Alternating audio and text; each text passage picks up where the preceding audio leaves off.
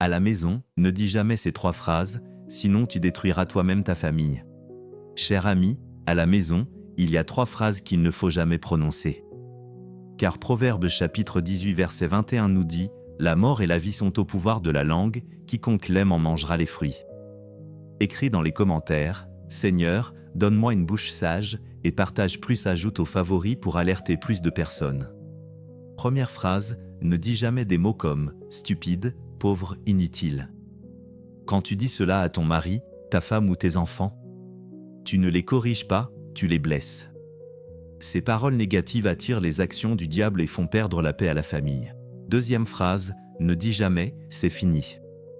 Ne dis pas « tu n'es plus mon enfant » ou « notre mariage est terminé ».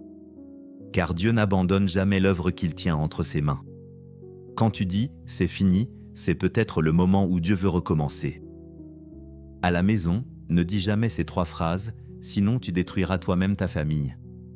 Cher ami, à la maison, il y a 3 phrases qu'il ne faut jamais prononcer. La mort et la vie sont au pouvoir de la langue, quiconque l'aime en mangera les fruits. Écris dans les commentaires « Seigneur, donne-moi une bouche sage, et partage plus ajoute aux favoris pour alerter plus de personnes. » Alors, frères et sœurs, garder sa bouche, c'est garder sa maison. Utilise tes mots pour construire, pas pour détruire, pour bénir, pas pour maudire, pour apporter la vie, pas la mort.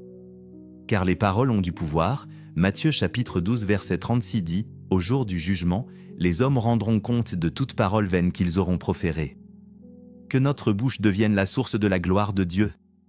Dans les commentaires, écris « Seigneur, fais que ma bouche devienne une source de bénédiction. » Clique sur le WhatsApp du Seigneur pour rejoindre notre groupe d'études bibliques en ligne et étudie gratuitement la parole de Dieu chaque soir, car seule la parole de Dieu nous apprend à utiliser notre langue pour donner la vie et non pour détruire. Le retour du Seigneur est proche, c'est le moment de revenir à la parole de Dieu.